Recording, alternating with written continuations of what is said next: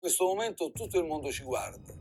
Certamente ci guardano per i numeri del contagio, vedono un paese che è in difficoltà. Siamo, lo ricordo, il paese che per primi in Europa è stato colpito più duramente dal coronavirus. Ora questo è il momento di compiere un passo in più. Today, the World Health Organization officially announced that this is a global pandemic. This is the most aggressive and comprehensive effort to confront a foreign virus in modern history. I am confident that by counting and continuing to take these tough measures, we will significantly reduce the threat to our citizens, and we will ultimately and expeditiously defeat this virus. The coronavirus is the biggest threat this country has faced for decades, and this country is not alone. All over the world, we're seeing the devastating impact of this invisible killer. Without a huge national effort to halt the growth of this virus, there will come a moment when no health service in the world could possibly cope, because there won't be enough ventilators, enough intensive care beds, enough doctors and nurses. Every day, we're learning more about this virus and the disease it causes. One of the things we're learning is that although older people are the hardest hit, younger people are not spared. Data from many countries clearly show that people under 50 make up a significant proportion of patients requiring hospitalization. Today, I have a message for young people. You're not invincible. This virus could put you in hospital for weeks or even kill you. Even if you don't get sick, the choices you make about where you go could be the difference between life and death for someone else.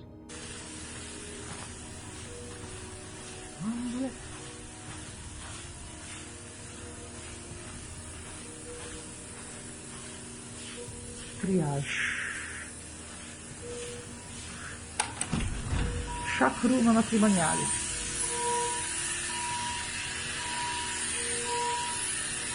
Shock 2, 1.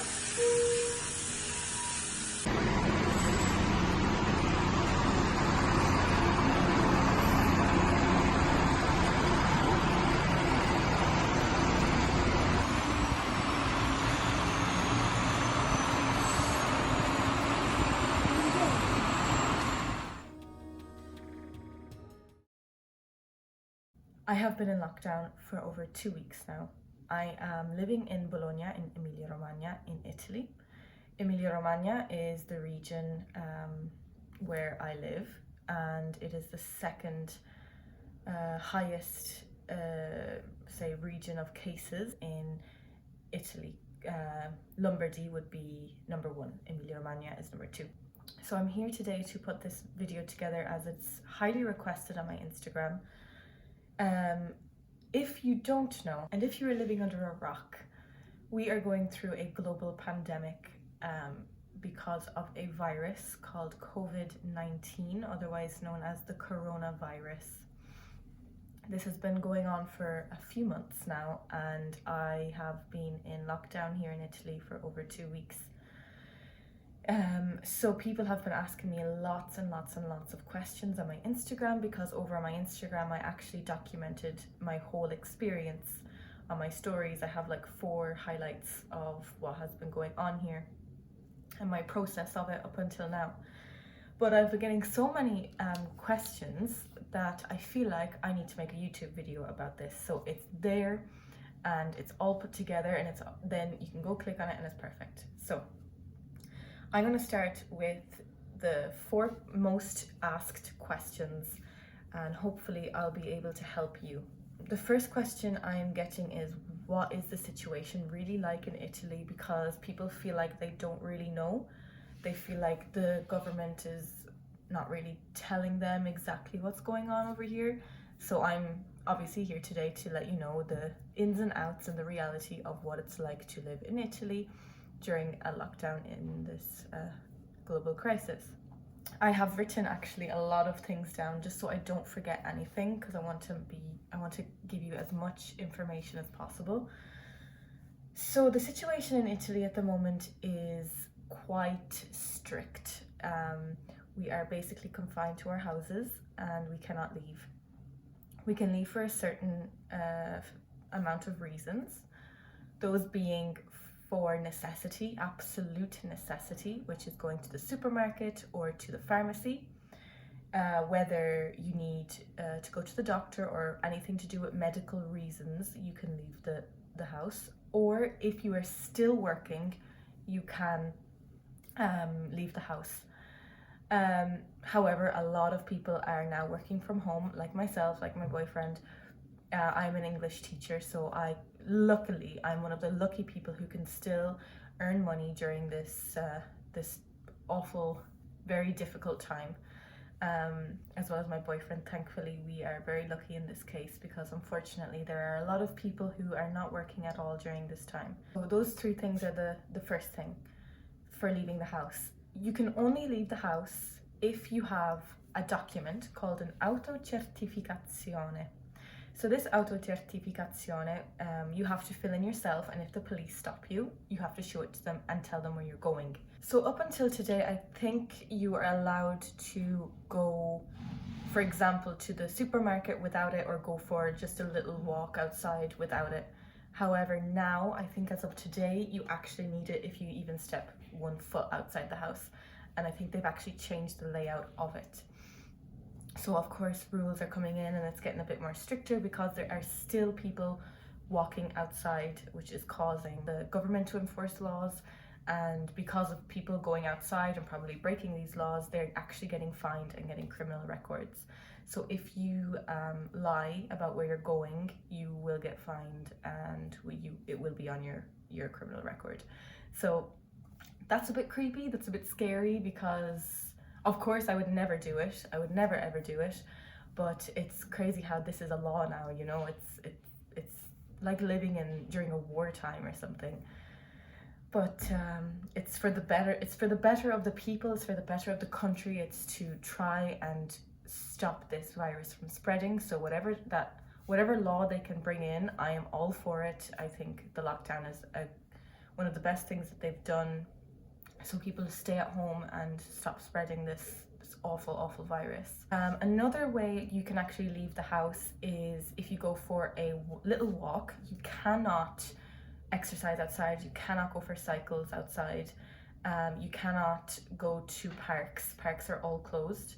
All public green areas are all closed, even dog parks. You can only leave the house if you stay within, I think, 300 meters of your residence. So, for example, luckily, I'm very lucky that I live in an apartment complex. So it's like an estate of apartment buildings. So down below, there's actually some green areas that I could actually go to, which is quite handy if I want to just get some fresh air outside, or just sit in the grass and just look at the sky. So it's very handy to have the outdoor area. I know if I was back in Ireland, I would be totally fine, because I live in the middle of nowhere. But here, at least I can walk outside, stay within my 300 meters, and I'll be fine. Another thing that's happening here in Italy is the situation of the hospitals. So the doctors and nurses are working 24 hours trying to help the patients and help people coming in. And unfortunately, there are hundreds of people dying every single day. I think the highest one day was over 700 people who died in only one day. And the situation here is the hospitals are actually overflowing, and some people can't even get into the hospitals. And it's so heartbreaking, because once you find out you have the coronavirus and you have to go into intensive care, your family members will not see you, and if you die, they will not be able to say goodbye, and they cannot even have a funeral for their family member. This is probably the hardest thing about about the coronavirus, is if you die, you can't say goodbye to your family can't say goodbye to you, and they can't even hold a funeral for you. I know it's probably different in different countries. I know in the UK they are going into lockdown and they're allowed funerals. However, here in Italy there's no funerals allowed, no gatherings at all. So there was a video going around, it was on the news of the army who actually came in to a little town near Milan to actually collect a lot of the bodies, and they had to bring them away to get buried or cremated. It's honestly heartbreaking, like genuinely, it's so heartbreaking. It's probably my biggest nightmare, because I'm just thinking of my family, and it would genuinely break my heart if anything like that happened to me. And now I'm touching wood, because I'm a big believer in touching wood when I say things like that. So that's the situation in Italy right now. The next question I'm usually asked is how I'm feeling. And I feel fine. Like, I'm over 2 weeks now in lockdown, and I feel fine. I feel like, because I can work from home, although my classes have been cut a lot, considering a lot of my students are either too old or too young to work technology, I am happy to at least have a few hours to be able to work and at least earn some money and use up some of the time in the day to keep myself occupied. But I remember the first time I heard of going into lockdown, I couldn't sleep for the whole night. I woke up at 3 a.m. with severe nausea and severe anxiety, and it was awful. I couldn't sleep and I was panicking, just because I had watched the Prime Minister come on the night before talking about what this lockdown was going to be, and it really got me really scared. But after that I was fine. I slept like a baby every other night since, and I'm fine now. Sometimes I do wake up and I think, oh, okay, it was all a dream, it's not real life. But then reality hits and it's like, I cannot believe this is not a dream, I can't believe this is not a movie. So sometimes I feel like, oh my god, this is a bit crazy. But I'm just lucky that I'm here and I'm not alone, because I know if I was alone I would feel a lot worse, knowing that my family is back at home and I can't see them, considering I was supposed to go home for Easter to see them and I can't go see them anymore. But whenever this whole pandemic ends, I will be booking a flight immediately to go see my family. So just want that to happen, because you always worry for your family, and I'm worrying for my family at the moment. But other than that, I'm actually good and I'm in a good headspace at the moment. As well as that, I remember at the very beginning of the coronavirus, there was a couple thousand people with it, and I was thinking, how come I don't know anybody with it? And I was like, why is everywhere else in the world being affected by it? However, I don't know anybody here with it. Well, I spoke too soon. I now actually know a few people, like people through people, if you get me, who actually have the coronavirus, and it's really weird. Like, to actually feel like it's close, like we know people who know people, like very close people to the people we know, family members to people we know, family members to friends. So it's weird how you feel like it's just getting closer and closer, but we're at home, so nothing can touch us. But yeah, no, that's another thing. It's just like, whoa, it's getting closer, but we're fine. I know we're fine. Touch wood again. The next question that people have been asking me are some tips that I may have. So some countries may already be in lockdown. These are tips for people who are not in lockdown yet and may be going into lockdown.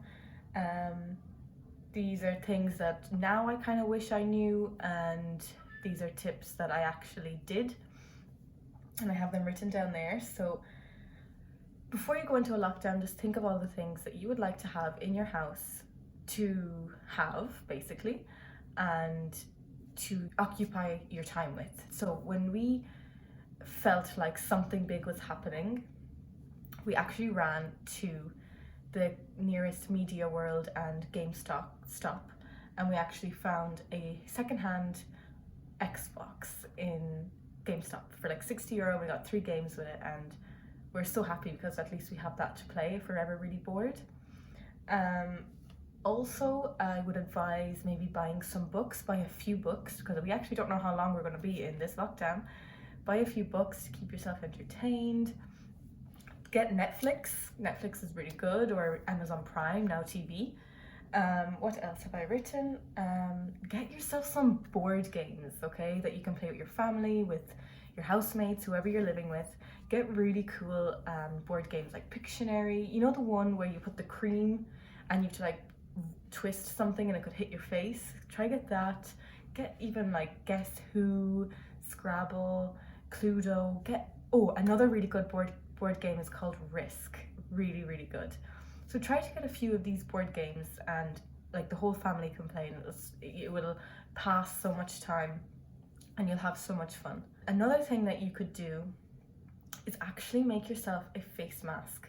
I'm not talking about the beauty face mask, I'm actually talking about the mask that you can wear to protect yourself. So we have our masks, which were made by my boyfriend's mom, because she's a sewing machine. However, you can actually make them with just a needle and thread.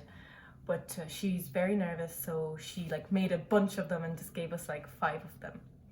And these face masks are reusable, so you can actually boil them. So I'm actually going to leave a link down below of how you can make a face mask. It's a YouTube video that I saw a few days ago online. And my sister, she actually made one for my mom recently. And she didn't have a sewing machine, she just had needle and thread. So they're totally, like, it's totally doable. However, there is quite a, let's say, a negative outlook on face masks. A lot of people are saying, oh, they're useless, they will not work, blah, blah. People who are infected or have symptoms should wear them. And I'm like, but you do know people could be asymptomatic and not even know it. For example, I could have it, who knows, I could have it and I'd be asymptomatic and I don't even know it. And if I go outside without a mask and I'm there coughing and spitting, of course I wouldn't be spitting, but you know, when you actually speak, bits of saliva does come out of your mouth without you even knowing it. So it's better to wear a face mask if you have it or not, because what if you're asymptomatic, you know? So I know experts say don't wear a face mask unless you are symptomatic. Well, I think you could be asymptomatic, so I think everyone should wear a face mask. Anything that you can get. I wouldn't recommend actually buying one because they're very scarce at the moment. Plus, a lot of the ones that you buy are not reusable, so you should throw them out after the first use. Whereas the one that we have, we can boil them after every use, and after boiling them, all the bacteria goes away. And then you just dry them and you can wear them the next day. So it's very, very handy to have a reusable one. But make sure you do boil it immediately after coming back home from like the supermarket, wherever you are, just so it doesn't infect anything else in the house. So once you get home, boil it immediately. Okay, so the next and final one is the tips on how to get through a lockdown, like while you are in an actual lockdown. So as I said, probably the millionth time, I am in lockdown for the last 2 weeks plus in the north of Italy. And I think I may be a little expert of 2 weeks in this little area. So I have also written a little list of things. So I have 3 little points to talk about. The first one is what you can do to occupy yourself with. So if you are fortunate enough to still be working, you of course have your job to occupy yourself with. If you don't, I have some things that you can do. So remember how you went out and you bought some board games or video games? You have those to play. Remember when you went out and bought some books? You have books to read. As well as that, I have been baking so much, but like seriously, I've been baking so much that I think I'm going to be 4 or 5 stone heavier after this lockdown. I'm going to be obese after this, basically. But that's fine because who knows when we're going to get out of here? Could be next year, so I don't really need a summer body anymore. Anyways, I would suggest baking. If you like to bake, I love baking and I love chocolate and I love sweet stuff, so I keep baking them and they're so nice. Oh, but it's terrible. Anyways, as well as that, a lot of fitness people, like fitness influencers, are actually putting up free workouts on their social media like YouTube and Instagram and Facebook.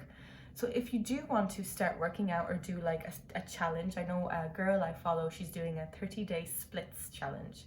So you can join in. I know there's people who are doing live yoga classes on their Instagram and Facebook. So there's a lot of things that you can do because of these amazing people who are putting out this content for you for free, which is amazing. So you can actually look at these people and you can follow them in doing these exercises and keeping fit while inside. Another thing that you could do is actually pick up a hobby. So I know a girl who is learning French.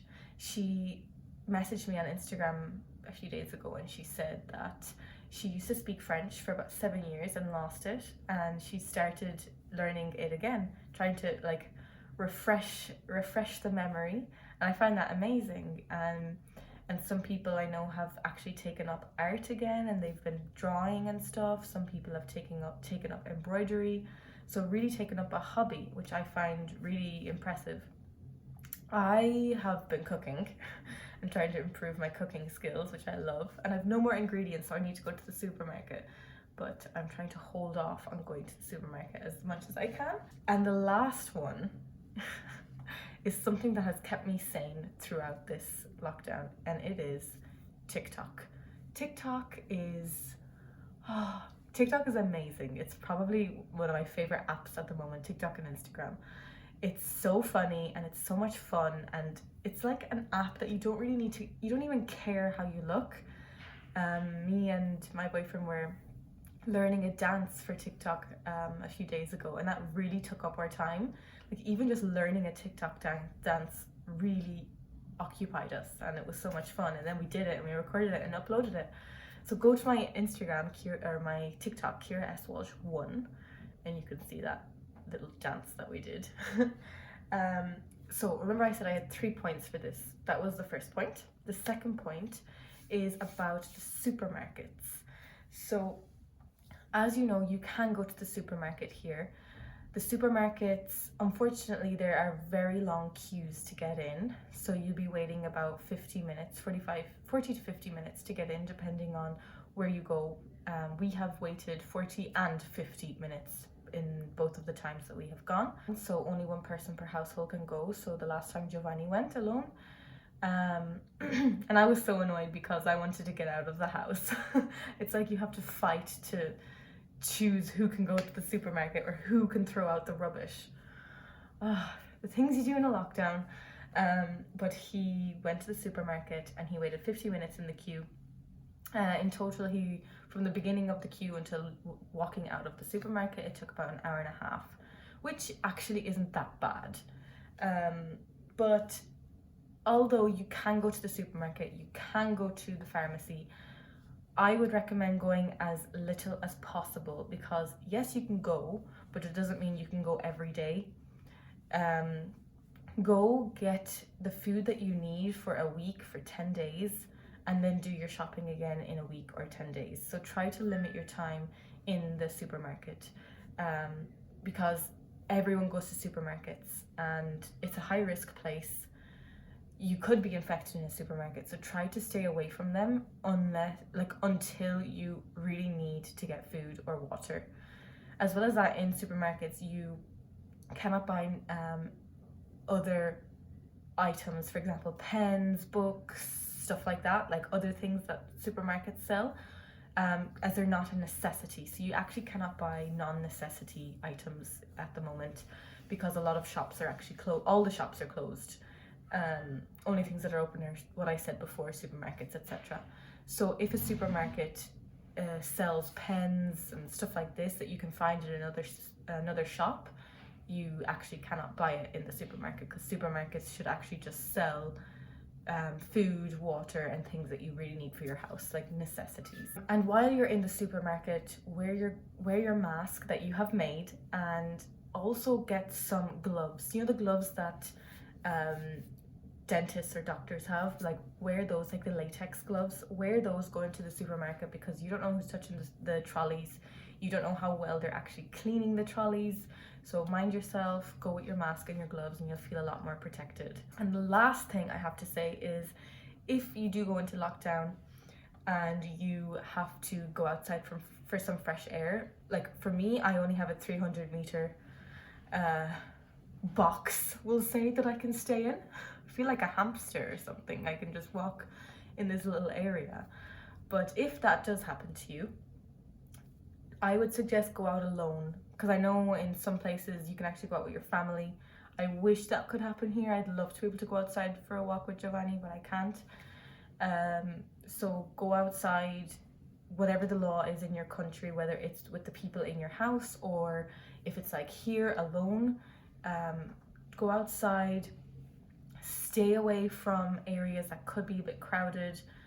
Just, if I were you, I would stay very close to your home and walk around your home, walk around your building, walk around it 10 times just so you can get a walk in.